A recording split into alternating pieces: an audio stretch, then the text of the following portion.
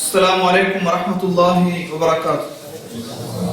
إن الحمد لله نحمده ونستعينه ونستغفره ونعوذ بالله من شرور أنفسنا ومن سيئات أعمالنا. من يهده الله فلا مضل له ومن يضلل فلا هادي له. وأشهد أن لا إله إلا الله وحده لا شريك له وأشهد أن محمدا عبده ورسوله. أما بعد.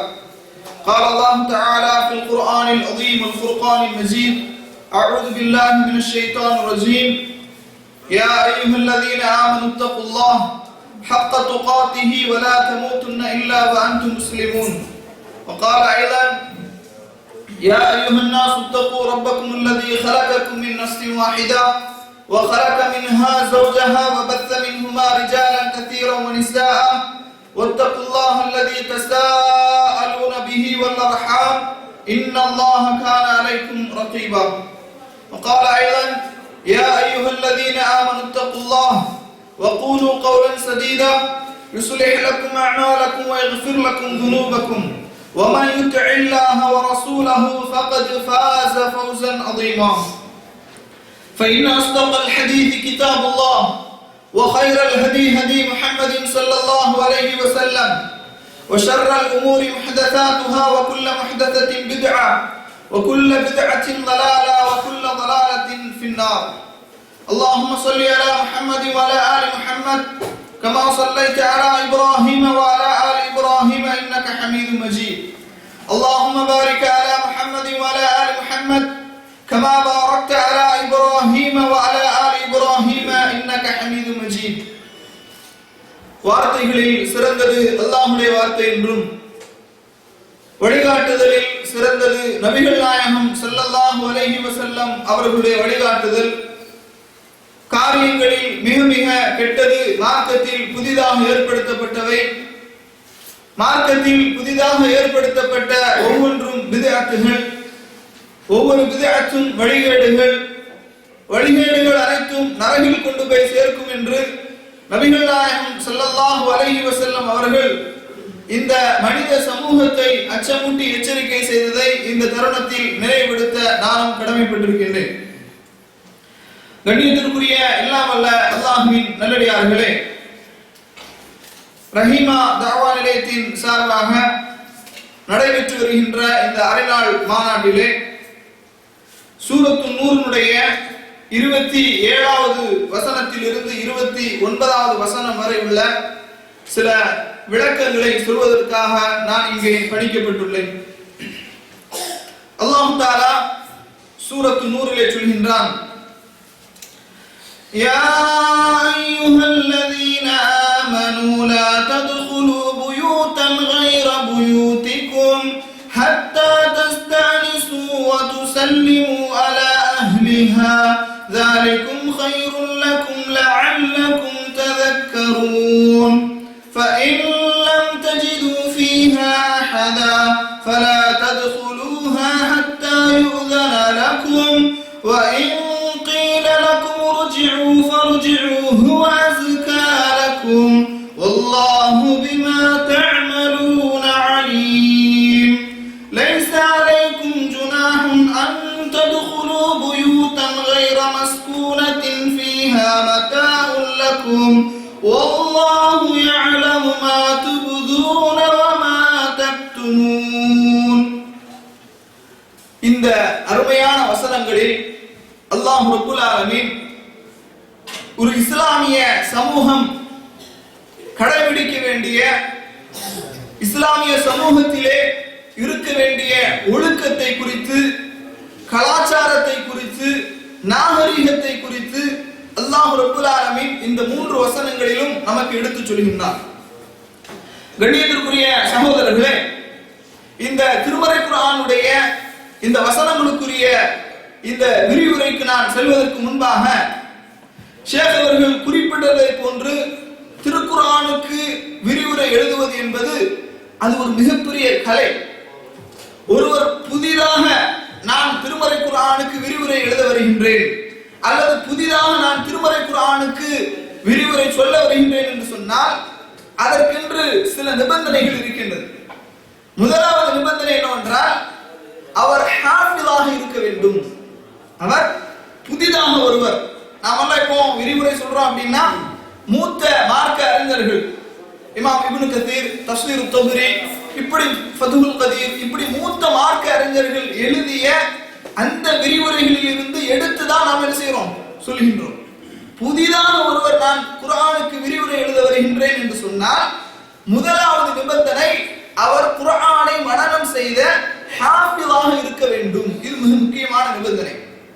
நாம நினைக்கலாம், ஏன் குர்ஆன ஹாஃபிலாகும்? குர்ஆனை விரிவுரை செய்யறதுக்கு ஒரு குர்ஆன் வசனத்தை நான் படிக்கிறேன், அது சம்பந்தமான சில ஹதீஸை எடுக்கிறேன், நான் விரிவுரை செஞ்சுட்டு போலாமே, அதுக்கு ஏன் ஹாஃபிலாக வேண்டும், ஏன் இந்த நிபந்தனை என்று நம்மிலே பலருக்கு தோன்றலாம். கண்ணியத்திற்குரியவர்களே, உதாரணத்திற்கு ஒரே ஒரு செய்தியை மட்டும் சொல்லுகின்றேன். திருமறை குர்ஆன்ல அல்லாஹ் தஆலா இந்த ஹம்ரு மதுபானம் சம்பந்தமாக சில வசனங்களை, சில படித்தரங்களை அல்லாஹ் தஆலா சொல்லி காட்டுகின்றார்.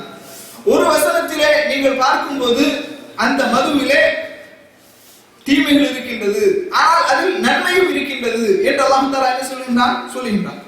இன்னொரு வசனத்திலே அல்லாஹ் சொல்கின்றான், வலா தக்ரபுஸ் ஸலாத்த வ அன்தும் சுகாரா, நீங்கள் போதையில் இருக்கும்போது தொழுகையின் பக்கம் நெருங்காதீர்கள்.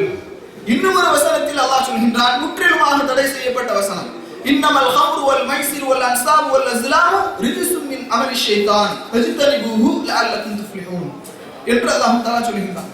இப்போ மதுபானத்தை குறித்து ஒரு தஃப்சீர் செய்ய வருகின்றார் என்று சொன்னால் இந்த மூன்று வசனமும் அவருக்கு என்ன செய்யணும், மனனம் இருக்க வேண்டும். இந்த மூன்று வசனத்தை குறித்த முழுமையான அறிவு இருக்க வேண்டும். ஒருத்தர் குர்ஆனை விரிவுரை செய்ய வர்றாருன்னு வைங்க, இவருக்கு இந்த ரெண்டு வசனங்களும் தெரியாது. எந்த ரெண்டு வசனங்கள்? இறுதியாக தடை செய்யப்பட்ட அந்த வசனத்தை குறித்த அறிவும் இல்லை, தொழுகையின் போது நிக்காதீங்க, மது போதையில் இருக்கும்போது தொழுகையின் பக்கம் நெருங்காதீர்கள், அந்த வசனத்தை குறித்த அறிவும் இல்லை என்று சொன்னால் என்ன தஃப்சீர் எழுதுவாரு? மதுபானத்துல சில தீமைகள் இருந்தாலும் நன்மைகள் அதிகமாக இருக்கு, அதனால கொஞ்சம் பெக்க என்ன செஞ்சுக்கலாம், அடிச்சுக்கலாம் அப்படின்னு என்ன செய்வாங்க, அப்படி விளங்கி என்ன செய்வாங்க, தஃப்சீர் எழுதுவாங்க. சரி, இந்த முதலாவது வசனத்தை தெரியாமல் இரண்டாவது வசனம் மட்டும்தான் ஒருத்தருக்கு தெரியுதுன்னு வைங்களேன், ஹாஃபிலாக இல்ல, அவர் என்ன எழுதுவாங்க? திருக்குர்ஆனுக்கு விரிவுரை என்ன எழுதுவார்கள் என்று சொன்னால், தொழுகையில் இருக்கும் போதுதான் மதுபானம் அருந்தக்கூடாது, மற்ற நேரங்கள் என்ன செய்யலாம், மதுபானம் அருந்திக் கொள்ளலாம் என்பதை இந்த வசனத்திலிருந்து நாம் விளக்க முடிகின்றது அப்படின்னு என்ன செய்வாங்க, விரிவுரை எழுதுவார்கள். அதனால கண்ணியத்திற்குரியவர்களே, திருக்குர்ஆன் விரிவுரை செய்வது என்று சொன்னால் அது ஒரு மகத்தான பணி. அதற்கு மிக முக்கியமான நிபந்தனை ஹாஃபிலாக இருக்க வேண்டும். ஹாஃபிலாக இருந்தால் மட்டும்தான் திருமறை குர்ஆனுக்கு விரிவுரைக்கு என்ன செய்ய முடியும், அவர் விரிவுரை செய்ய முடியும். இது ஒரு விஷயம். அதே போன்று ஷேக் அவர்கள் லுகா சம்பந்தமாக சொன்னாங்க. அதாவது திருக்குர்ஆனுக்கு ஒரு விரிவுரை செய்வதாக இருந்தால் அவர் லுகா மொழி அறிவுடையவர்களாக இருக்க வேண்டும். கண்டிப்பாக மொழி அறிவு என்பது கண்டிப்பா வேணும். நம்மள அதிகமான மக்கள் என்ன நினைக்கிறாங்க, தர்ஜுமா குர்ஆனை வச்சா தர்ஜுமா என்பது குர்ஆனை புரிந்து கொள்வதற்கு ஒரு துணை சாதனம் தான். தர்ஜுமாவை வைத்து மட்டும் என்ன செய்ய முடியாது, சட்டம் எடுக்க முடியாது.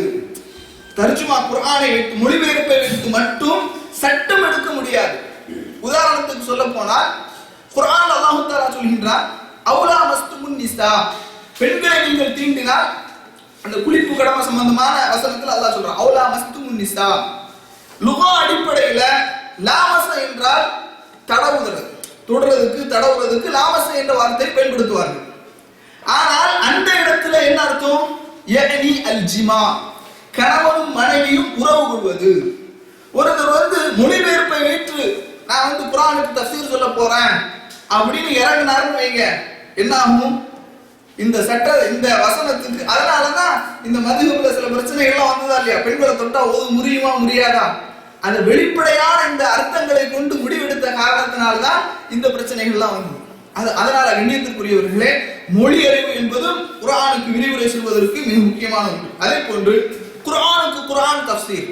உதாரணமாக அல்லாஹ் தஆலா திருமறை குர்ஆன்ல சொல்றான், அல் காரிஅத்து மல் காரிஆ வமா அத்ராக மல் காரிஆ, திடுக்கிட செய்யும் நிகழ்ச்சி. அல் காரிஆ மல் காரிஆ வமா அத்ராக மல் காரிஆ யௌம யகூனு الناس கல் ஃபராஷில் மப்தூஸ் என்று ஒரு வசனத்தை சொல்லி அந்த வசனத்துக்கு அடுத்த வசனம் விளக்கம், அடுத்த வசனம் விளக்கம். இன்னும் இது போன்ற நிறைய வசனங்களை நீங்க பார்க்கலாம். வஸ்ஸமாஇ வத்தாரிக் வமா அத்ராக மத்தாரிக் அன்-நஜ்மு ஸாத்திக் என்று அல்லாஹ் தஆலா என்ன செய்கின்றார்? அடுத்தடுத்த வசனங்கள் அதற்கு விளக்கமாக வருகின்றது. அப்ப குர்ஆனுக்கு குர்ஆன் விளக்கமாக எடுத்துக்கொள்ள வேண்டும். இதற்கு ஒரு மிகப்பெரிய உதாரணம் என்னவென்று சொன்னால், நபிகள் நாயகம் ஸல்லல்லாஹு அலைஹி வஸல்லம் அவர்களுடைய காலகட்டத்தில் இப்னு மஸ்ஊத் ரலியல்லாஹு அன்ஹு சொல்கின்றார்கள், லம்மா நஸலத் ஹாதிஹில் ஆயா, அதாவது அல்லதீன ஆமனு வலம் யல்பிஸு ஈமானஹும் பிதுல்மின் உலாயிக ஹுமுல் அம்ன் வஹும் முஹ்ததூன், உலாயிக ஹுமுல் அம்ன் வல் முஹ்ததூன். அல்லாஹ் தஆலா சொல்றான், யார் அல்லதீன ஆமனு ஈமான் கொண்டு வலம் யல்பிஸு ஈமானஹும் பிதுல்மின், லுல்மோடு யார் ஈமானை கலக்கவில்லையோ அவர்களுக்கு பாதுகாப்பு இருக்கின்றது. உலாயிக லஹுமுல் அம்ன் வஹும் முஹ்ததூன், அவர்கள் நேர்வழி பெற்றவர்கள் என்ற ஒரு வசனம் இறங்குகின்றது. அப்ப சஹாபாக்கள் எல்லாம் கவலையோடு ரசூலுல்லாஹி ஸல்லல்லாஹு அலைஹி வஸல்லம் அவர்களிடத்தில் வந்து முறையிடுறாங்க, அல்லாஹ்வின் தூதர் அவர்களே, இப்படி ஒரு வசனம் இறங்கி இருக்கின்றது, எங்களை யார்தான் அநியாயம் செய்யாமல் இருப்பார்கள் அப்படின்னு கேட்கிறாங்க. உடனே ரசூல் ஸல்லல்லாஹு அலைஹி வஸல்லம் அவர்கள் சொல்லுகின்றார்கள், அலா தஅலமு, உங்களுக்கு தெரியாதா, அலா தஸ்மஉ மா காலல் அப்து ஸாலிஹ், அதாவது லுக்மான் அலைஹிஸ்ஸலாம் அவங்க சொல்றாங்க, சாலிஹான இந்த மனிதர் தன்னுடைய குழந்தைக்கு ஒரு உபதேசம் செய்தாரே, அது குறித்து உங்களுக்கு நீங்கள் கேட்கவில்லையா? யா புனைய லா துஷ்ரிக் பில்லாஹ் இன்ன ஷிர்க லظுல்முன் அதீம், ஷிர்க் இணை வைப்பதுதான் மிகப்பெரிய ظلم என்று அல்லாஹ் சொல்கிறானே, அந்த உல்மை தான், அந்த அநியாயத்தை தான், இந்த அநியாயத்தை அல்லாஹ் சொல்கின்றான். இந்த வசனத்தில் உள்ள அந்த உல்மை சொல்லுகின்றான், அல்லதீன ஆமனு வலம் யல்பிஸு ஈமானஹும், ஈமான் கொண்டவர்கள் அவர்கள் தங்களுடைய ஈமானோடு லுல்மை கலக்க மாட்டார்கள். அப்ப லுல்மை என்று சொன்னால் சாதாரணமாக செய்கின்ற அநீதம் கிடையாது, லுல்மை என்பது ஷிர்க் என்று அல்லாஹ் தஆலா விளக்கமாக சொல்லுகின்றான் என்று நபிகள் நாயகம் ஸல்லல்லாஹு அலைஹி வஸல்லம் அவர்கள் குர்ஆனுக்கு குர்ஆன் விளக்கத்தை கொடுக்கின்றார்கள். கண்ணியத்திற்குரிய அல்லாஹ்வின் நல்லடியார்களே, அதே போன்று ரசூலுல்லாஹி ஸல்லல்லாஹு அலைஹி வஸல்லம் சுன்னா குர்ஆனுக்கு விளக்கமாக வரும். இதுல ஒரு விஷயத்தை ஆழமாக உறுதியாக நாம் என்ன செய்ய வேண்டும்? நம்பிக்கை கொள்ள வேண்டும். காரணம், இன்றைக்கு குர்ஆன் ஹதீஸை பின்பற்றக்கூடிய ஏகத்துவவாதிகளுக்கு மத்தியில ஒரு மிகப்பெரிய நோய் பரவி கொண்டிருக்கின்றது. அது என்ன நோய் என்று சொன்னால், குர்ஆனுக்கு ஹதீஸ் முரண்பட்டால் அந்த ஹதீஸை தூக்கி வீசிவிட வேண்டும் என்று ஒரு மோசமான நோய். அந்த நோய் எப்படியெல்லாம் டெவலப் ஆச்சு அப்படின்னா, குர்ஆனுக்கு ஹதீஸ் முரண்படும் என்று சொன்னார்கள், அதற்கு பிறகு நல்ல உணர்வுகளுக்கு முரண்படும் என்று வந்தார்கள், அதற்கு பிறகு நிதர்சனமான உண்மைகளுக்கு முரண்படும் என்று அது டெவலப் ஆகி குர்ஆனுடைய அந்த வசனங்களுக்கு மாற்று வியாக்கியானங்களும், குர்ஆனுக்கு ஹதீஸ் முரண்படுகின்றது என்று ஹதீஸை தள்ளுபடி செய்யக்கூடிய ஒரு கேவலமான நிலைக்கு இன்றைக்கு சமூகம் சென்று கொண்டிருக்கின்றது. அதனால ஒரு காலமும் குர்ஆனுக்கு ஹதீஸ் விரிவுரையாகத்தான் வருமே தவிர அது முரணாக வரவே செய்யாது. நன்றாக ஆழமாக மனதிலே பதிவு வைத்துக் கொள்ளுங்கள். வமா யன்திகு அனில் ஹவா இன் ஹுவ இல்லா வஹீ யுஹா. இந்த நபி எதை பேசுவதாக இருந்தாலும் வஹீயின் அடிப்படையில் தான் பேசுவார்கள், மனோஇச்சையின் அடிப்படையில் அவர்கள் பேச மாட்டார்கள் என்று அல்லாஹ் தஆலா சொல்லி காட்டுகின்றான். எனவே கண்ணியத்திற்குரிய அல்லாஹ்வின் நல்லடியார்களே, குர்ஆனுக்கு விரிவுரை, குர்ஆனை கொண்டு நாம் விரிவுரை செய்ய வேண்டும். குர்ஆனுக்கு ரசூலுல்லாஹி ஸல்லல்லாஹு அலைஹி வஸல்லம் அவர்களுடைய சுன்னாவை கொண்டு நாம் விரிவுரையிலே அந்த விளக்கத்தை தேட வேண்டும். அல்லாஹ் தஆலா திருமறை குர்ஆன்ல சொல்றான், வஅன்ஸல்னா இலைக الذِّكْرَ لِتُبَيِّنَ لِلنَّاسِ مَا نُزِّلَ إِلَيْهِمْ وَلَعَلَّهُمْ يَتَفَكَّرُونَ. அல்லாஹ் தஆலா சொல்கிறான், வஅன்ஸல்னா இலைக الذِّكْرَ, இந்த ذِكْர, இந்த குர்ஆனை நபியே உங்களுக்கு நாம் இறக்கி வைத்திருக்கின்றோம். எதற்காக? لِتُبَيِّنَ لِلنَّاسِ مَا نُزِّلَ إِلَيْهِمْ, அவர்களுக்கு இறக்கப்பட்ட இந்த குர்ஆனை நீர் விளக்க வேண்டும் என்பதற்காக. அப்ப அல்லாஹ்வுடைய தூதருடைய வார்த்தைகள் குர்ஆனுக்கு விளக்க உரையாகத்தான் வருமே தவிர முரண்பாடாக ஒரு காலமும் வராது என்பதை ஆழமாக நாம் மனதிலே பதிய வைத்துக் கொள்ள வேண்டும். அடுத்ததாக கண்ணியத்திற்குரியவர்களே, சஹாபாக்களுடைய விளக்கத்தை நாம் என்ன செய்ய வேண்டும்? முன்னிலைப்படுத்த வேண்டும். சில நேரங்களில் மனிதர்கள் என்ற அடிப்படையில் இஜ்திஹாத், ஆய்வு என்ற அடிப்படையில் அவர்களிடத்திலே சில பிழைகள் ஏற்பட்டிருக்கலாம். ஆனால் அந்த பிழைகளை நாம் விட்டுவிடுவோம். அதற்காக அவர்களை தரம் குறைவாக, தரம் கெட்ட முறையில் விமர்சனம் செய்யக்கூடாது. இதையும் நாம் கவனத்திலே கொள்ள வேண்டும். காரணம், பல குர்ஆனுடைய வசனங்களுக்கு இப்னு அப்பாஸ் ரலியல்லாஹு அன்ஹு அவர்களுக்காக ரசூலுல்லாஹி ஸல்லல்லாஹு அலைஹி வஸல்லம் அவர்கள் பிரத்யேகமாக துஆ செய்தார்கள். அல்லாஹும்ம ஃபக்கீஹு ஃபித்தீன் வஅல்லிஹு தஅவீல். இறைவா இந்த மனிதருக்கு நீங்கள் இறைவா இந்த இப்னு அப்பாஸுக்காக பிரார்த்தனை செய்தார்கள். அல்லிமுஹு தஅவீல், குர்ஆனுடைய விளக்கத்தை கற்றுக் கொடுக்கக்கூடிய ஒரு பாக்கியத்தை அவர்களுக்கு வழங்கி என்று ரசூலுல்லாஹி ஸல்லல்லாஹு அலைஹி வஸல்லம் என்ன செஞ்சாங்க? பிரார்த்தனை செய்தார்கள். அதனால குர்ஆனுக்கு குர்ஆன் விளக்கம், குர்ஆனுக்கு ஹதீஸ் விளக்கம், குர்ஆனுக்கு சஹாபாக்களுடைய அந்த அக்வால்கள் விளக்கமாக இருக்கும். அதே போன்று தாபீன்களுடைய விளக்கங்கள், தபஅ தாபீன்களுடைய விளக்கங்கள் என்று குர்ஆனுக்கு நாம் என்ன செய்யலாம்? விளக்கம் சொல்லலாம். அது ஒரு தனி சப்ஜெக்ட். கண்ணியத்திற்குரியவர்களே, இந்த குர்ஆனுக்கு விளக்குரை சொல்லும்போது சஹாபாக்கள் எந்த அளவுக்கு பயந்திருக்கிறாங்க தெரியுமா? நாமெல்லாம் இன்னைக்கு என்ன செய்யறோம்? குர்ஆன் டிரான்ஸ்லேஷன் எடுத்து வச்சுக்கிட்டு, புகாரியை எடுத்து வச்சுக்கிட்டு மார்க்க தீர்ப்பு வழங்குவதை பார்க்கின்றோம். புகாரி தமிழ் எடுத்து வச்சுக்க வேண்டியது, குர்ஆன் தமிழ் மொழிபெயர்ப்பு எடுத்து வச்சுக்க வேண்டியது, இது இதுக்கு முரண்படுது, அதனால இதை மாத்திரணும், இது விட்டுறணும், இதை நிராகரிக்கணும் என்று மார்க்க தீர்ப்பு வழங்குகின்றோம். ஆனால் சஹாபாக்கள் திருமறை குர்ஆனுக்கு விளக்க உரை சொல்லும் போது எந்த அளவுக்கு பயந்திருக்கிறாங்க அப்படின்னா, அபூபக்கர் ரலியல்லாஹு அன்ஹு அவர்கள் சொல்கின்றார்கள், ஐயு ஸமாஇன் துவில்லுனி, எந்த வானம் எனக்கு நிழல் தரும், வஐயு அர்லின் துகில்லுனி, எந்த பூமி என்னை சுமந்து கொள்ளும், இதா அன குல்து ஃபீ கிதாபில்லாஹி மா லா அலம், அல்லாஹ்வுடைய வேதத்திலே எனக்கு தெரியாத ஒரு விஷயத்தை, எனக்கு தெரியாத ஒரு விஷயத்தை நான் சொன்னால் எந்த வானம் எனக்கு நிழல் தரும், எந்த பூமி என்னை சுமந்து கொள்ளும் என்று அபூபக்கர் ரலியல்லாஹு அன்ஹு அவர்கள் பயந்து சொல்கின்றார்கள். அப்ப குர்ஆனுக்கு விரிவுரை சொல்வது என்பது அவ்வளவு பாரதூரமான ஒரு விஷயம் என்பதையும் நாம் ஆழமாக மனதிலே பதிய வைத்துக் கொள்ள வேண்டும். அன்பிற்கினிய அல்லாஹ்வின் நல்லடியார்களே, இப்போது நாம் தலைப்புக்கு வருகின்றோம். என்ன என்று சொன்னால், சூரத்து நூருடைய 27, 28, 29 இந்த 3 வசனங்களிலும் அல்லாஹ் தஆலா என்ன செய்தியை சொல்கின்றான் என்பதைத்தான் என்ன செய்கின்றோம். அங்க பேசாதீங்க, எங்க பாருங்க. என்ன செய்தியை சொல்கின்றான் என்பதை என்ன செய்வோம்?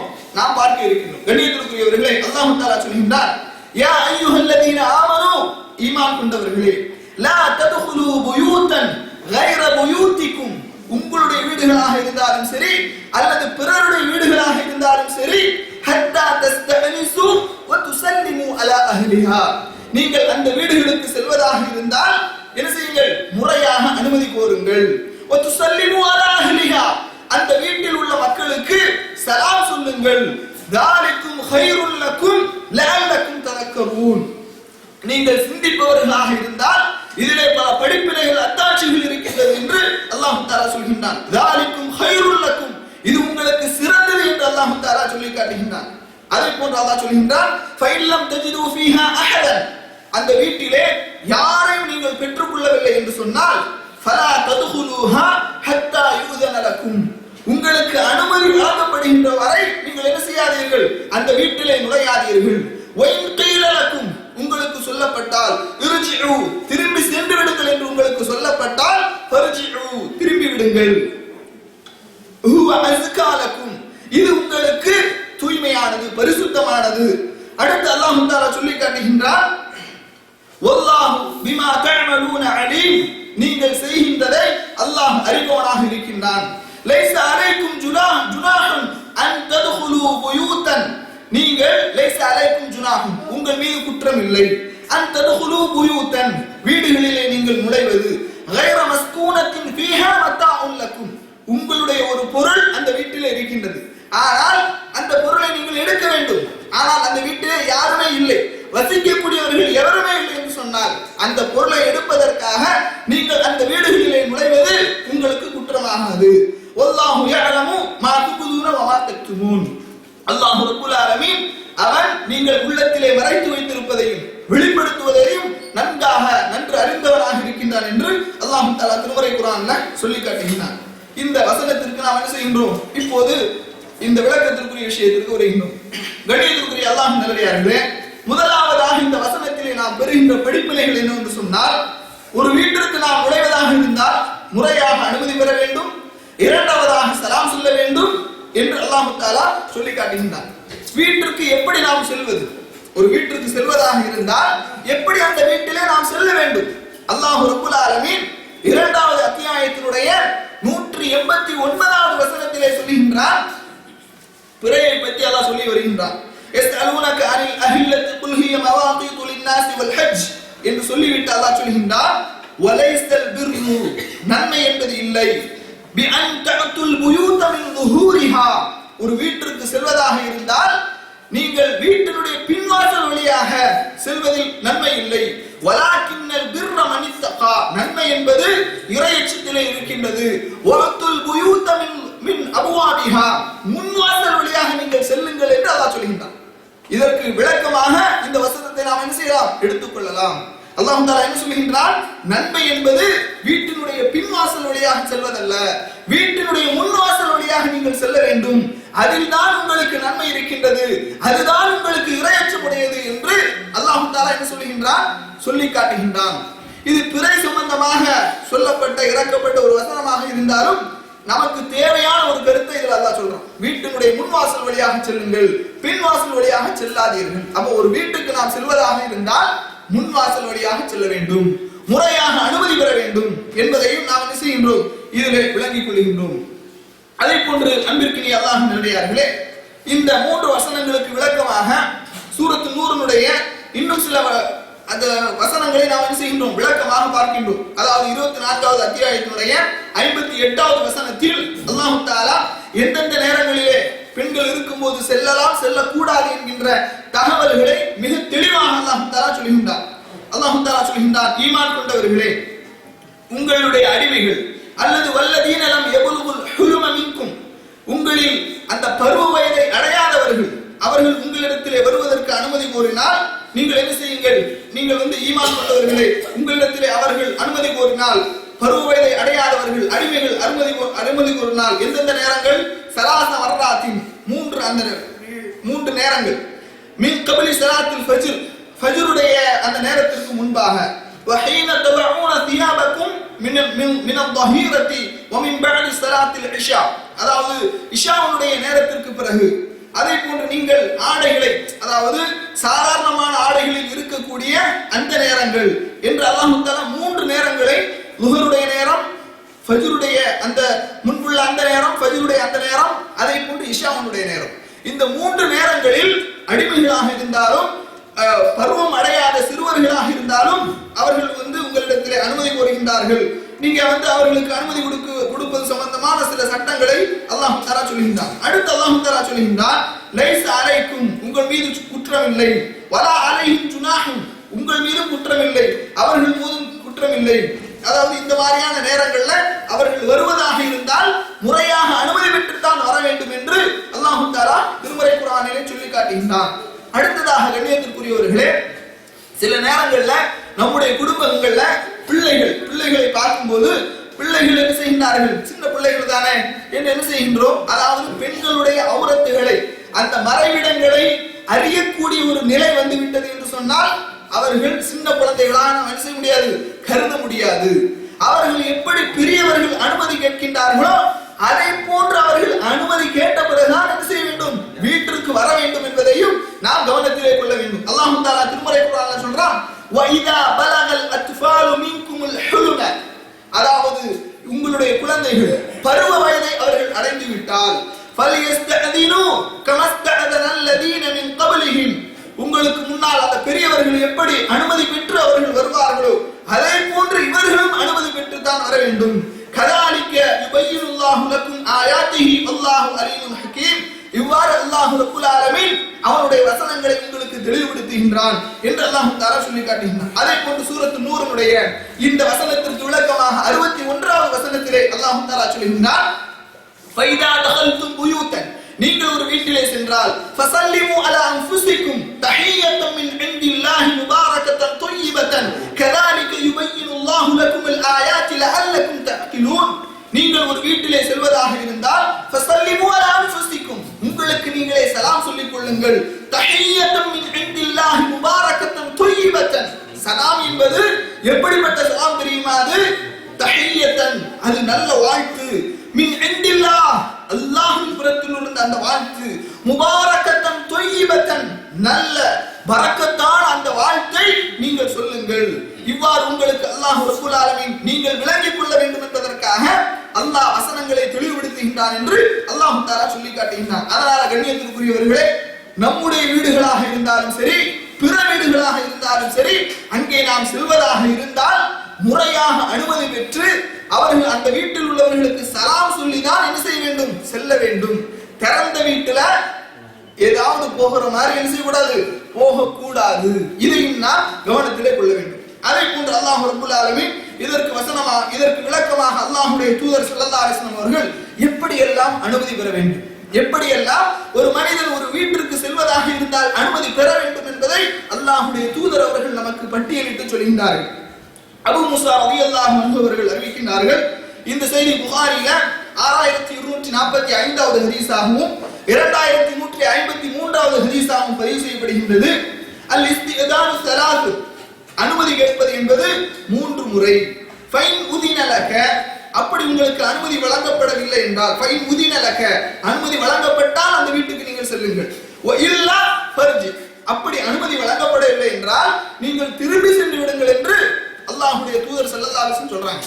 கண்ணியத்திற்குரியவர்களே, நாம இப்போ ஒரு வீட்டுக்கு போறோம்.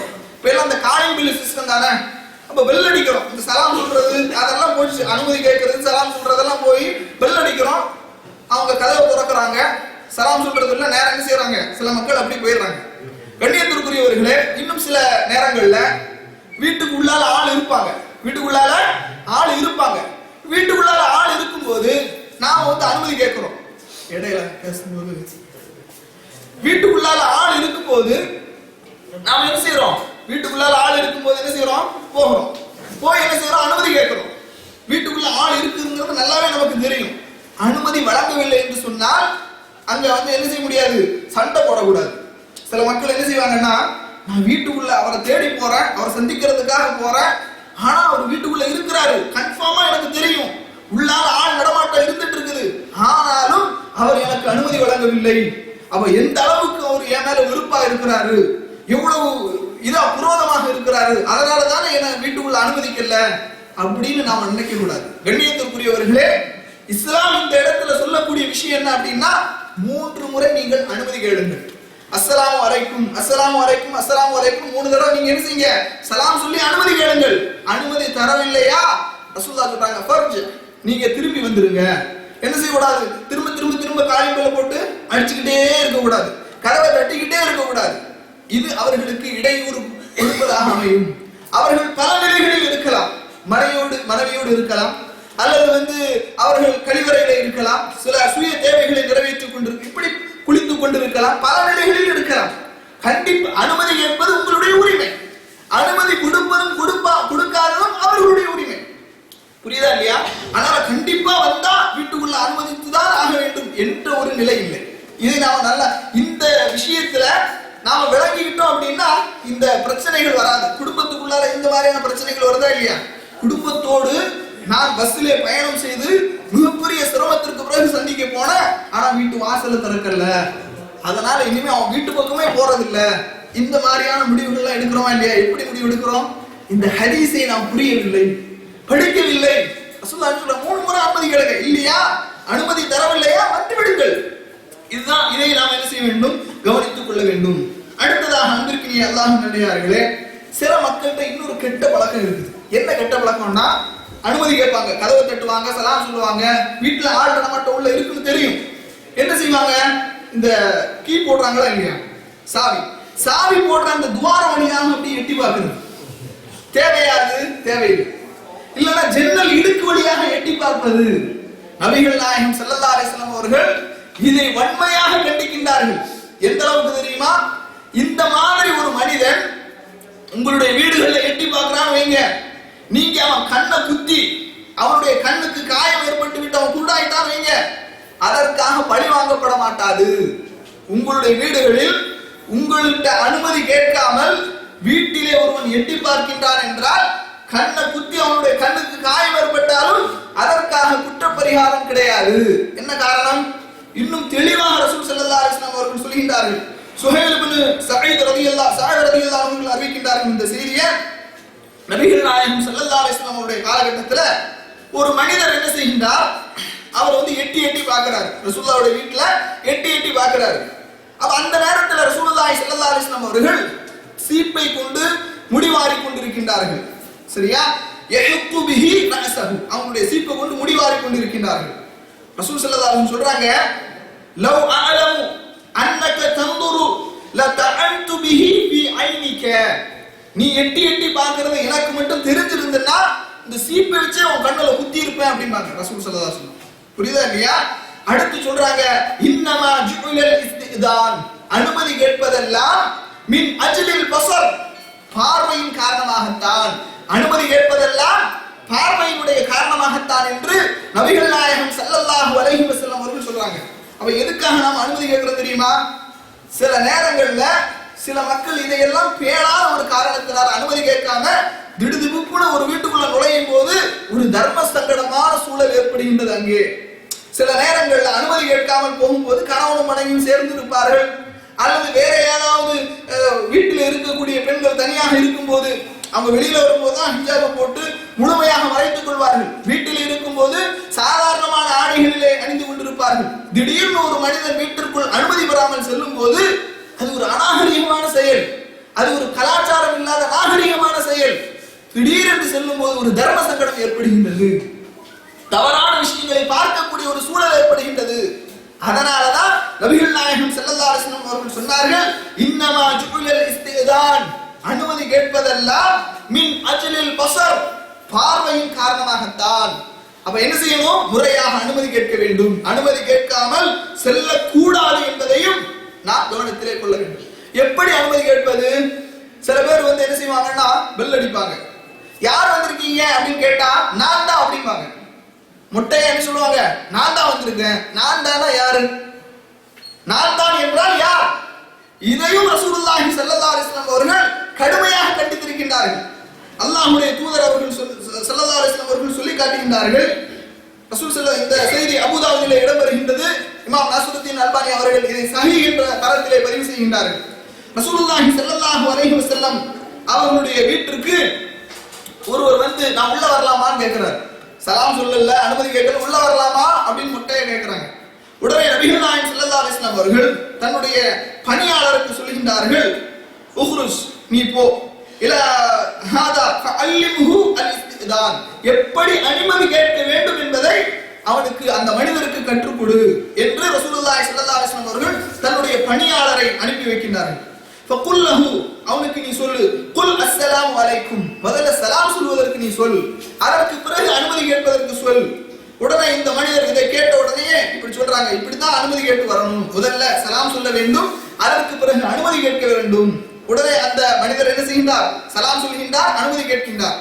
உடனே ரசூலுல்லாஹி ஸல்லல்லாஹு அலைஹி வஸல்லம் அவர்கள் அனுமதி வழங்குகின்றார்கள் என்ற செய்தியை அபூதாவுதிலே பார்க்கின்றோம். அதனால் கண்ணியத்திற்குரியவர்களே, சலாம் சொல்ல வேண்டும், அனுமதி கேட்க வேண்டும். இதுதான் முறையாக என்ன செய்கிறது? அனுமதி கேட்பது.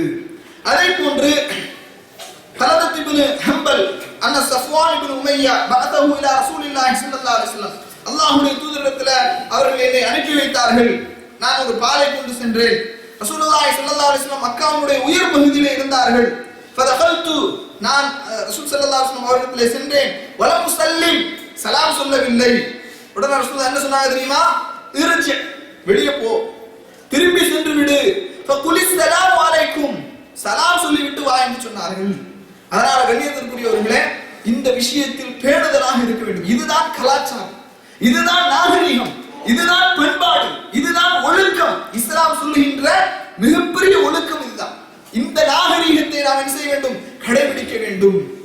இது ஒரு முக்கியமான விஷயம். அதே போன்று கண்ணியத்திற்குரியவர்களே, இப்படி பேர் இல்லாம, அதாவது நானா அப்படின்னு சொல்றது இருக்கா இல்லையா, இது ஹதீஸ்ல தடை செய்யப்பட்ட ஒன்று.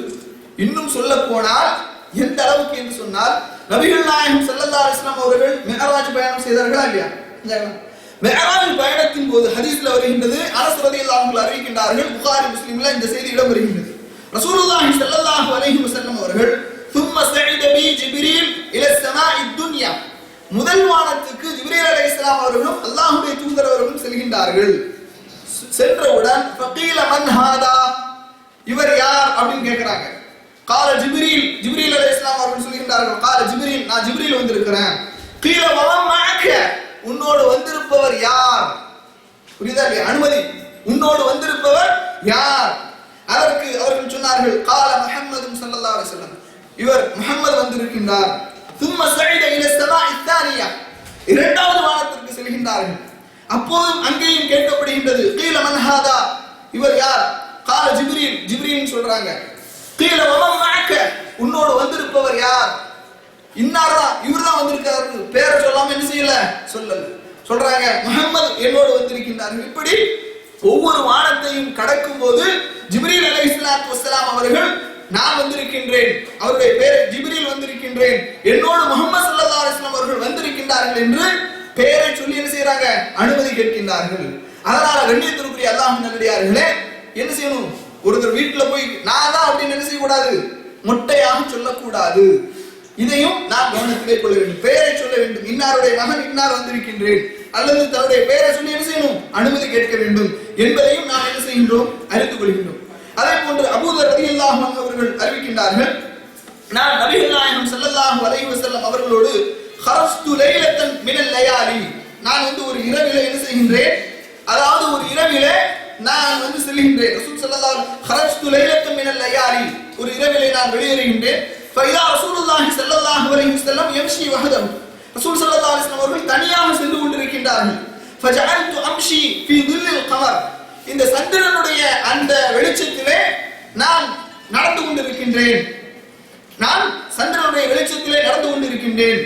அப்போது சொல்றாங்க, ரசூல் ஸல்லல்லாஹு அலைஹி வஸல்லம் அவர்கள் என்னை திரும்பி பார்த்து ஃபர்ஆன் என்னை பார்த்தார்கள். ஃபகால மன் ஹாதா, இவர் யார் அப்படின்னு கேட்டாங்க.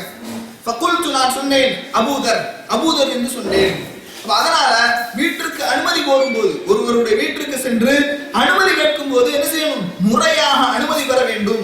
யார் என்ற பெயரை சொல்ல வேண்டும் என்பதை இந்த ஹதீஸின் மூலமாக நாம் என்ன செய்கின்றோம், அறிந்து கொள்கின்றோம்.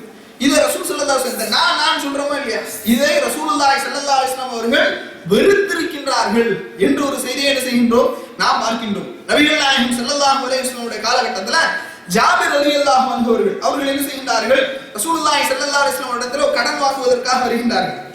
வந்த உடனேயே அவர் என்ன செய்கின்றார்கள், அதாவது ஃபதக்கத்துல் பாவ, ரசூல் ஸல்லல்லாஹு அலைஹி வஸல்லம் வாசலை தட்டுகின்றார்கள். இப்படி தட்டின உடனேயே ஃபகால மன்தா, யார் அப்படின்னு கேக்குறாங்க. ஃபகுல்து அன, அப்ப அபூதர் ரலியல்லாஹு அன்ஹு சொல்றாங்க, நானா வந்திருக்கிறேன் அப்படி. உடனே ரசூலுல்லாஹி ஸல்லல்லாஹு அலைஹி வஸல்லம் ஃபகால அன அன, நான் யார் அது கேக்குறாங்க. நான் யாருப்பா, கஅன்னஹு கரிஹஹா, அதை விருத்தவர்களாக இப்படி கேட்டார்கள் என்று ஹதீஸ்ல நாம பார்க்கிறோம். அதனால கண்ணியத்திற்குரியவர்களே, நான் என்று மொட்டையாக சொல்வது கூடாது. அனுமதி கேட்கும்போது பேரை சொல்லி சொல்ல வேண்டும். அடுத்ததாக அனுமதி கேட்பதற்காக நாம் எந்த இடத்திலே நிற்க வேண்டும், எப்படி நிற்க வேண்டும், இதையும் ரசூலுல்லாஹி ஸல்லல்லாஹு அலைஹி வஸல்லம் அவர்கள் மிக தெளிவாக நமக்கு சொல்லுகின்றார்கள். அதாவது சஅத் இப்னு உபாதா ரலியல்லாஹு அன்ஹு அறிவிக்கின்றார்கள். இந்த செய்தி அபூதாவுதில் இடம்பெறுகின்றது. இமாம் நாசிருத்தீன் அல்பானி ரஹ்மத்துல்லாஹி அவர்கள் இதை ஸஹீஹ் என்ற தரத்திலே பதிவு செய்கின்றார்கள்.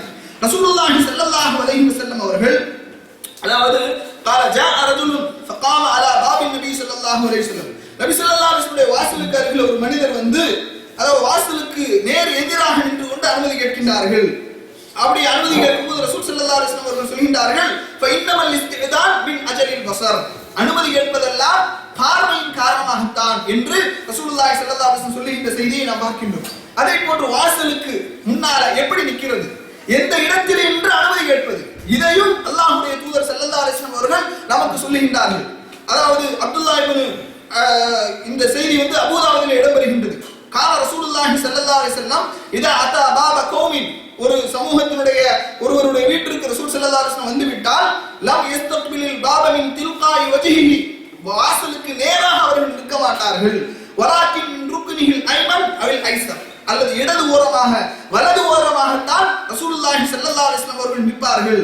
அதற்கு பிறகு வயக்கூல் அஸ்ஸலாமு அலைக்கும் என்று சலாம் சொல்லுவார்கள் என்று அபூதாவுதிலே இந்த செய்தியை நாம் பார்க்கின்றோம். கண்ணியத்திற்குரிய அல்லாஹ்வின் நல்லடியார்களே, அதை பற்றி இந்த நான் சொல்றது இருக்கிறதா இல்லையா, இதை குறித்து இமாம் இப்னுல் ஜௌஸி ரஹிமஹுல்லாஹ் அவர்கள் சொல்கிறார்கள், இன்ன ஸபப் ஃபீ கராஹத்தி கௌலி அன அன்ன ஃபீஹா நௌஆனி மினல் கிப்ர், இப்படி நான் என்று சொல்வதில் இரண்டு விதமான பெருமை வெளிப்படுகின்றது. கஅன்ன காயிலஹா யகூலு அனல்லதி லா அஹ்தாஜு இலா அன் அல்குர இஸ்மி வ அவ் நஸபி, என்னுடைய குலத்தையும் என்னுடைய பெயரையும் சொல்வது உங்ககிட்ட எல்லாம் சொல்ல வேண்டிய தேவையில்லைன்னு அர்த்தம். ஒருத்தர் உன் பேர் என்னப்பா, யார் வந்திருக்கிறான்னு கேட்கும்போது உங்ககிட்ட எல்லாம் இந்த சொல்ல வேண்டிய அவசியம் இல்லை என்று சொல்வதற்கு சமமானது என்று இமாம் இப்னு ஜௌசி ரஹிமஹுல்லாஹ் அவர்கள் சொல்லி காட்டுகின்றார்கள். கண்ணியத்திற்குரியவர்களே, அப்ப இந்த விஷயத்தை நாம் என்ன செய்ய வேண்டும், கவனத்திலே எடுத்துக்கொள்ள வேண்டும். அதே போன்று இப்படி 3 முறை அனுமதி கேட்பதற்கு என்ன ஹிக்மத், இதிலே ஏன் ரசூலுல்லாஹி ஸல்லல்லாஹு அலைஹி வஸல்லம் அவர்கள் 3 முறை அனுமதி கேட்க வேண்டும் என்று சொல்கின்றார்கள் என்று சொன்னால், கால இப்னு அப்துல் பிர் அவர்கள் சொல்கின்றார்கள், கால பஅதுஹும் அல் மர்ரத்துல் ஊலா, முதலாவது முறையாக நாம் அனுமதி கேட்பது மினல் இஸ்திதான், அனுமதிக்காக அனுமதி கேட்கின்றோம். வல் மர்ரத்து ஸானியா, இரண்டாவது முறையாக நாம் அனுமதி கேட்கின்றோம் மஷூரா, அதாவது அவருக்கு மஷூரா பண்றதுக்கு அது சமமானது. நான் உங்ககிட்ட வரலாமா அப்படின்னு அவங்க கிட்ட மஷூரா செய்யறதுக்கு சமமானது. ஹல் யுதன் ஃபி துஹூல் அம்லா, உங்ககிட்ட நான் வரலாமா வரக்கூடாதா.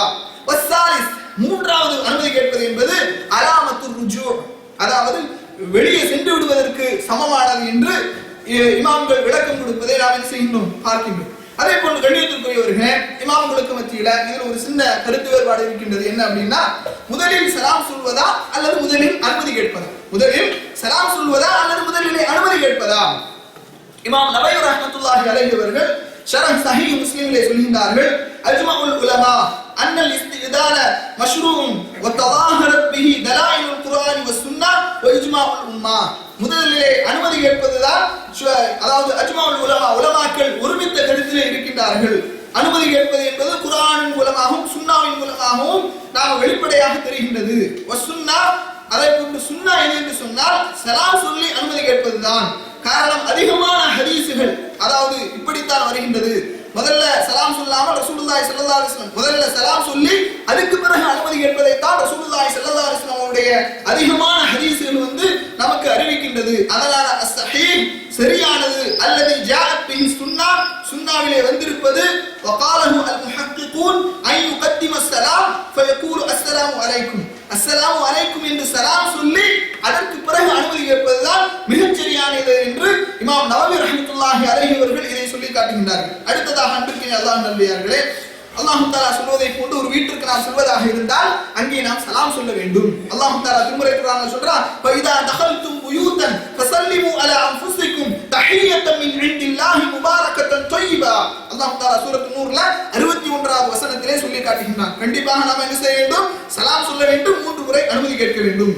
இந்த சலாம் சொல்றதை பொறுத்தமட்டில் அதிகமான நன்மைகள் இருக்கின்றது. அன்பிற்கினியவர்களே, இது ஒரு சலாம் சொல்வது என்பது ஒரு மிகப்பெரிய விஷயம், அது ஒரு தனி டாபிக்.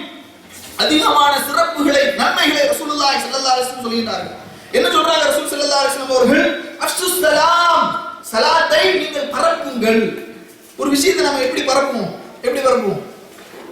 ஒரு செய்தி நமக்கு கிடைச்சிட்டுனா எப்படி எல்லாம் நம்ம அந்த செய்தியை அடுத்தவங்களுக்கு பாஸ் பண்ணுவோம். உண்மையான அந்த மீட்டிங்கை எப்படி எல்லாம் பரப்புறீங்க, எப்படி எல்லாம் அடுத்த மக்களுக்கு எடுத்து வச்சீங்க, மெசேஜ் இமெயில்ல பரப்பணும், இன்டர்நெட்ல பரப்பணும், ஃபேஸ்புக்ல பரப்பணும் இல்லையா, செல்போன்ல மெசேஜ் கொடுத்து பரப்பணும், மக்களுக்கு எடுத்து சொல்லி பரப்பணும். ரசூல் ஸல்லல்லாஹு அலைஹி வஸல்லம் இந்த இடத்துல கூலு அஸ்ஸலாம் சொல்லல, சலாத்தை நீங்கள் சொல்லுங்கள் என்று சொல்லல.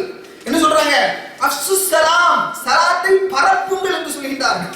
அப்ப ஒரு செய்தியை நாம் பிற மக்களுக்கு கொண்டு செல்வதாக இருந்தால் அதுக்கு எவ்வளவு முனைப்பு காட்டுவோம், அதற்காக எவ்வளவு தயாரிப்புகளை எடுத்துக்கொள்வோம். அந்த மாதிரி சலாத்தை பரப்ப வேண்டும் என்பதை அல்லாஹ்வுடைய தூதர் ஸல்லல்லாஹு அலைஹி வஸல்லம் அவர்கள் இங்கே நமக்கு சொல்லி காட்டுகின்றார்கள். அதே போன்று கண்ணியத்திற்குரியவர்களே, இப்படி ஒருவர் நமக்கு சலாம் சொன்னால் அழகிய முறையில் பதில் சொல்ல வேண்டும். அல்லாஹ் தஆலா திருமறை குர்ஆன்ல சூரத்து நிசாவுடைய 86வது வசனத்திலே சொல்லி காட்டுகின்றான், வைதா ஹய்யிதும் பிதஹிய்யத்தின் ஃபஹய்யு பிஅஹ்ஸன மின்ஹா அவ் ருத்துஹா. ஒருவர் உங்களுக்கு சலாம் சொன்னால் நீங்கள் அழகிய முறையில் பதில் சொல்லுங்கள் அல்லது அதைவிட சிறந்த முறையிலே சொல்லுங்கள் என்று அல்லாஹ் தஆலா திருமறை குர்ஆனிலே சொல்லி காட்டுகின்றான். அஸ்ஸலாமு அலைக்கும் என்று ஒருவர் சொன்னால் எத்தனை நன்மை, என்னங்க எல்லாம் 10 நன்மை. உஷாரா இருக்கு. அப்ப அஸ்ஸலாமு அலைக்கும் என்று சொன்னால் 10 நன்மை, அஸ்ஸலாமு அலைக்கும் வ ரஹ்மத்துல்லாஹி என்று சொன்னால் 20 நன்மை, அஸ்ஸலாமு அலைக்கும் வ ரஹ்மத்துல்லாஹி வ பரகாத்துஹு என்று சொன்னால் 30 நன்மை. சுப்ஹானல்லாஹ், ஒரு சலாத்தின் மூலமாக 30 நன்மைகளை நாம் பெற்று விடுகின்றோம். எவ்வளவு பெரிய அருள், எவ்வளவு பெரிய பாக்கியம் இது. ரசூலுல்லாஹி ஸல்லல்லாஹு அலைஹி வஸல்லம் அவர்கள் இன்னும் சொல்கிறார்கள், ரசூல் ஸல்லல்லாஹு அலைஹி வஸல்லம் அவங்க ஈவாலாம் பார்க்க மாட்டாங்க. நாம என்ன செய்வோம், சில மௌலவிகளாக இருந்தாங்க, நாம என்ன சலாம் சொல்றது, அவரு சொல்லட்டும் நமக்கு சலாம் அப்படின்னு இருப்பாங்க. இன்னும் சில மக்கள் நம்ம என்ன சொல்றது, அவங்க சொல்லிட்டு சலாம். ஆனால் ரசூலுல்லாஹி ஸல்லல்லாஹு அலைஹி வஸல்லம் அவர்கள் எப்படி நடந்து கொண்டார்கள் தெரியுமா? அனஸ் இப்னு மாலிக் ரலியல்லாஹு அன்ஹு சொல்கின்றார்கள், நாங்கள் சிறுவர்களாக இருப்போம், எங்களை அல்லாஹ்வுடைய தூதர் அவர்கள் கடந்து செல்வார்கள், எங்களுக்கு அவர்கள் சலாம் சொல்லுவார்கள். சுப்ஹானல்லாஹ், எப்படிப்பட்ட அவ எந்த அளவுக்கு அல்லாஹ்வுடைய தூதர் அவர்கள் நடந்திருக்கின்றார்கள் இந்த சலாம் சொல்லக்கூடிய விஷயத்துல. இந்த சலாம் சொல்வதன் மூலமாக உள்ளங்களுக்கு மத்தியில் ஒரு இணக்கம், பிணைப்பு, பாசம், நெருக்கம் ஏற்படுகின்றது. உள்ளத்திலிருந்து சொல்லணும். இப்படி அஸ்ஸலாமு அலைக்கும் இந்த பக்கம் பார்த்து சொல்லக்கூடாது. முகத்துக்கு முகமாக, நேருக்கு நேராக, உள்ளத்திலிருந்து அந்த சலாம் வர வேண்டும். அப்படி வந்தால் சகோதரத்துவம் ஏற்படும். நமக்கு மத்தியில் உள்ள குரோதங்கள், பகைமைகள் அகன்றுவிடும். அல்லாஹ்வுடைய தஹிய்யத்தும் மின் இன்டில்லாஹ், அல்லாஹ்வின் புறத்தில் இருந்துள்ள அந்த வாழ்த்து முபாரக்கத்தன், பரக்கத்தான வாழ்த்து. ஸலாம் அலைக்கும் என்ன அர்த்தம்? அஸ்ஸலாமு அலைக்கும் என்றால் உங்கள் மீது சாந்தி உண்டாகட்டும். எவ்வளவு பெரிய துஆ, பிரார்த்தனை. அன்பிற்கினிய அல்லாஹ்வின் நல்லடியார்களே, அப்ப ஒருவர் வீட்டிற்கு வந்தால் என்ன செய்ய வேண்டும்? சலாம் சொல்ல வேண்டும். அடுத்ததாக இன்னும் ஒரு செய்தியை நாம் பார்க்கின்றோம். இப்படி ஒருவர் நம்மை சந்திப்பதற்காக அனுமதி கேட்டு வீட்டிற்கு வருகின்றார். முறையாக அனுமதி பெற்று சலாம் சொல்லி அவரை நாம் என்ன செய்கின்றோம்? வரவேற்கின்றோம். இப்படி வரவேற்கும் போது கை கொடுக்க வேண்டும், முசாஃபஹா செய்ய வேண்டும். முசாஃபஹா என்றால் கை கொடுப்பது. முஆனகா என்று சொன்னால் தான் கட்டி தழுவுவது. சரியா? முசாஃபஹா என்றால் கை கொடுப்பது. ரசூலுல்லாஹி ஸல்லல்லாஹு அலைஹி வஸல்லம் இந்த கை கொடுக்கிறது இருக்கா இல்லையா? சில பேர் என்ன செய்வாங்கன்னா 2 கையை கொடுப்பாங்க. 2 கை கொடுக்க கூடாது. ஒரு கையில் தான் முசாஃபஹா செய்ய வேண்டும். நபிகள் நாயகம் ஸல்லல்லாஹு அலைஹி வஸல்லம் அவர்கள் ஒரு கையின் மூலமாக தான் முசாஃபஹா செய்திருக்கின்றார்கள். அப்ப எப்படி முசாஃபஹா செய்ய வேண்டும்? முசாஃபஹா செய்தால் என்ன நன்மை? ரசூலுல்லாஹி ஸல்லல்லாஹு அலைஹி வஸல்லம் அவர்கள் சொல்கின்றார்கள். இந்த செய்தி அபூதாவுதிலே இடம்பெறுகின்றது. மாமின் முஸ்லிமைனி யல்தகியானி ஃபயத்தசாஃபஹானி இல்லா குஃபிர லஹுமா قبل ان يتفرقا. ரசூல் ஸல்லல்லாஹு அலைஹி வஸல்லம் சொல்றாங்க, 2 முஸ்லிம்கள் அவர்கள் 2 பேரும் சந்தித்துக் கொள்கின்றார்கள், ஒருவருக்கொருவர் முசாஃபஹா செய்கின்றார்கள். அவர்கள் அந்த இடத்தை விட்டு பிரிகின்றவரை இல்லா குஃபிர லஹுமா قبل ان يتفرقا, அவர்கள் பிரிவதற்கு முன்பாக அல்லாஹ் ரப்பல் ஆலமீன் அவர்களுடைய பாவங்களை மன்னிக்கின்றான். ரசூலுல்லாஹி ஸல்லல்லாஹு அலைஹி வஸல்லம் சொல்றாங்க. இந்த நன்மையை என்றைக்காவது நாம் உணர்ந்திருக்கின்றோமா சகோதரர்களை? யோசித்து பாருங்கள். நாம என்ன செய்றோம்? கை கொடுக்கிறதுனா சும்மா ஏதோ அப்படின்னு சொல்லி குடிச்சிட்டு போறோம். ஆனால் இப்படி கை கொடுப்பதன் மூலமாக அவர்கள் பிரிவதற்கு முன்னால் அவர்களுடைய பாவங்கள் மன்னிக்கப்படுகின்றது என்று நபிகள் நாயகம் ஸல்லல்லாஹு அலைஹி வஸல்லம் அவர்கள் சொல்கின்றார்கள். அதே போன்று சிறுவர்களை பொறுத்தமட்டில் அவர்கள் முறையாக அனுமதி பெற்றுத்தான் வர வேண்டும். இதையும் அல்லாஹ் தஆலா திருமறை குர்ஆனிலே சொல்லி காட்டுகின்றான். அதே போன்று கண்ணியத்திற்குரியவர்களே, இந்த அனுமதி பெறுவது என்பது தாய் இருக்கும் போதும் அனுமதி பெற்றுத்தான் வர வேண்டும். அதாவது இப்னு மஸ்ஊத் ரலியல்லாஹு அன்ஹு அவர்கள் சொல்கின்றார்கள், அலைக்கும் அன் தஸ்தஅதினு அலா உம்மஹாத்திக்கும், உங்களுடைய தாய் தான் வீட்டில் இருக்கிறாங்க, ஆனாலும் நீங்கள் அனுமதி பெற்றுத்தான் வர வேண்டும். அதே போன்று அத்தா என்கின்ற தாபி சொல்கின்றார்கள், சஅல்து இப்னு அப்பாஸ் ரலியல்லாஹு அன்ஹு அவர்களிடத்திலே நான் கேட்டேன். ஃபகுல்து, அவர்கள் சொன்னார்கள், அதாவது சகோதரி இருக்கும் போதும் அனுமதி பெற்றுத்தான் செல்ல வேண்டுமா என்று கேட்கும்போது ஃபகால நஅம், சகோதரி வீட்டிலே இருந்தாலும் அனுமதி பெற்றுத்தான் நீங்கள் செல்ல வேண்டும். அப்படின்னா அன்னஹுமா, அவங்க சொல்றாங்க, நீங்க அனுமதி பெறாமல் திடீரென்று போகும்போது அது உங்களுக்கு ஒரு தர்ம சங்கடமான சூழலை ஏற்படுத்தி விடும். அவர்கள் ஆடை மாற்றிக் கொண்டிருக்கலாம், அல்லது அவர்களுடைய ஆடை ஹிஜாப் முழுமையாக மறைக்கப்பட வேண்டிய பகுதிகளை மறைக்காமல் இருக்கலாம். அது உங்களுக்கு ஒரு தர்ம சங்கடத்தை ஏற்படுத்திடும். அதனால சகோதரியாக இருந்தாலும் கண்டிப்பாக அனுமதி பெற வேண்டும். இதே செய்தியைத்தான் பல நபித்தோழர்கள், தாபீன்கள், தபா தாபீன்கள் சொல்வதை இமாம் புகாரி ரஹ்மத்துல்லாஹி அலைஹி அவர்கள் அரபுல் முஃப்ரத் என்ற அந்த பகுதியிலே பதிவு செய்கின்றார்கள். அதே போன்று அன்பிற்குரியவர்களே, ஒரே ஒரு ஆண்ட மட்டும்தான் அனுமதி இல்லாம போலாம். மனைவி இருக்கும் போது மனைவியிடத்தில் மட்டும் அனுமதி கேட்காமல் செல்லலாம் என்பதையும் நாம் பார்க்க முடிகின்றது. கண்ணியத்திற்குரிய அல்லாஹ்வின் நல்லடியார்களே, இப்படி நாம் அனுமதி பெற்று செல்கின்ற அப்ப இந்த மாதிரி நாம் என்ன செய்ய வேண்டும்? அனுமதி பெற வேண்டும் என்பதை பார்க்கின்றோம். இப்படி அனுமதி பெற்று நாம் என்ன செய்கின்றோம்? ஒரு வீட்டிற்கு, ஒரு இடத்திற்கு, ஒரு சபைக்கு நாம் செல்லும் போது ரசூலுல்லாஹி ஸல்லல்லாஹு அலைஹி வஸல்லம் அந்த சபை ஒழுக்கத்தையும் அழகாக நமக்கு சொல்றாங்க. என்ன சொல்றாங்க? லா யுகீமு ரஜுலு அர்-ரஜுல மின் மஜ்லிஸிஹி ثم يجلس فيه. ஒரு மனிதர் என்ன செய்கின்றாரு? உட்கார்ந்து இருக்கிறார். உட்கார்ந்து லா யுகீமு ரஜுல அர்-ரஜுல, ஒரு மனிதனுக்காக இன்னொரு மனிதன் என்ன செய்யக்கூடாது? எழும்பக்கூடாது. மின் மஜ்லிஸிஹி, அவர் அமர்ந்திருக்கக்கூடிய இடத்துல. தும்ம யஜ்லிஸு ஃபீ, ஒரு மனிதர் உட்கார்ந்து இருக்கிறார், அவரை எழுப்பி விட்டுட்டு உட்கார்றது. இந்த மாதிரி உட்கார கூடாது என்று ரசூலுல்லாஹி ஸல்லல்லாஹு அலைஹி வஸல்லம் அவர்கள் சொல்லி காட்டுகின்றார்கள். அதே போன்று ஒரு மனிதர் என்ன செய்யக்கூடாது, இப்படி அனுமதி கேட்டு முறையாக ஒருத்தர் வீட்டுக்கு வராரு, இப்படி வீட்டுக்கு வரும்போது தான் வரும்போது எல்லாம் என்ன எனக்கு மரியாதை செய்ய வேண்டும் என்பதற்காக எழுந்து நிற்பது, இதெல்லாம் நம்ம ஊர்ல இருக்கு. குறிப்பா அஜர்த்து மாத்த என்ன செய்வாங்க, இதெல்லாம் கொஞ்சம் அதிகமாகவே பார்ப்பாங்க. அவங்களா சலாம் சொல்லணும், மக்களா சலாம் சொல்லணும். அஜர்த்துனா எல்லாரும் நினைச்சிடாதீங்க, மக்களா சலாம் சொல்லணும், அவங்க வந்தா எந்திரிச்சு நிக்கணும். இதெல்லாம் என்ன செய்வாங்க, அந்த பக்கத்துல உள்ள மக்களிடத்தில் அதிகமாக நீங்கள் பார்க்கலாம். ஆனா ரசூலுல்லாஹி ஸல்லல்லாஹு அலைஹி வஸல்லம் என்ன சொல்றாங்க தெரியுமா, மன் அஹப்ப அன் யதமஸ்ஸல லஹு ரிஜாலு கியாமன் ஃபல்யதபவ்வ மக்அதஹு மினன் நார். ரசூலுல்லாஹி ஸல்லல்லாஹு அலைஹி வஸல்லம் சொல்றாங்க, யார் ஒரு மனிதர் விரும்புகின்றாரோ, நான் வரும்போது எந்திரிச்சு நிக்கணும் அப்படிங்கற விரும்புகின்றாரோ, ஃபல்யதபவ்வ மக்அதஹு மினன் நார், அவர் தன்னுடைய இருப்பிடத்தை நரகத்திலே ஆக்கிக் கொள்ளட்டும் என்று நபிகள் நாயகம் ஸல்லல்லாஹு அலைஹி வஸல்லம் அவர்கள் சொல்லி காட்டுகின்றார்கள். இப்படி அன்பிற்கினிய அல்லாஹ்வுடையவர்களே, ஏராளமான செய்திகள் இருக்கின்றது. இப்படி ஒருவர் அனுமதி பெற்று முறையாக நம்முடைய வீட்டிலே வரும்போது அவர்களை கண்ணியமாக வரவேற்பதற்காக என்ன செய்யலாம், எழுந்து செல்லலாம், அதிலே தவறு இருக்காது. ஆனால் மரியாதைக்காக என்ன செய்யக்கூடாது, எழுந்து நிற்கக்கூடாது. அதே போன்று அவரை அந்த விருந்தினரை கண்ணியப்படுத்த வேண்டும். அதே போன்று அந்த விருந்தினரை அவரிடத்திலே நல்ல முறையில பேச வேண்டும். பேசும்போது நம்முடைய நாவுகளை முறையாக கட்டுப்படுத்திக் கொள்ள வேண்டும். இன்று அதே போன்று ஒரு மனிதர் நம்மை சந்திப்பதற்காக முறையாக அனுமதி பெற்று வரும்போது அவர்களிடத்திலே விவாதம் செய்யக்கூடாது. அதே போன்று எப்படி முறையாக அனுமதி பெற்று நாம் வருகின்றோமோ அதே போன்று முறையாக அனுமதி பெற்றுத்தான் அந்த இடத்திலிருந்து செல்ல வேண்டும். இப்படி நாம் பல செய்திகளை, அதிகமான செய்திகளை நாம் பார்க்கின்றோம். நேரத்தின் அருமையை கருத்தில் கொண்டு நான் இத்தோடு இந்த செய்தியை நிறைவு செய்கின்றேன். இது சம்பந்தமாக அதிகமான செய்திகள் இருக்கு. சலாம் சொல்றது, அனுமதி பெறுறது, இந்த விஷயத்துல ஏராளமான செய்திகளை நாம் என்ன செய்கின்றோம், குர்ஆனில் ஹதீஸிலும் பார்க்கின்றோம். எனவே அன்பிற்குரியவர்களே, முறையாக அனுமதி பெற்று செல்லக்கூடியவர்களாக இந்த குர்ஆனுடைய வசனத்தின் அடிப்படையில் நம்முடைய வாழ்க்கையை அமைத்துக் கொள்ளக்கூடியவர்களாக வல்ல ரஹ்மான் நம் அனைவரையும் ஆக்கியுள்ளானாக என்று கூறி நிறைவு செய்கின்றேன். வாஹிரு தஅவானா அல்ஹம்துலில்லாஹி ரப்பில் ஆலமீன். அஸ்ஸலாமு அலைக்கும் வரஹ்மத்துல்லாஹி வபரகாத்துஹு.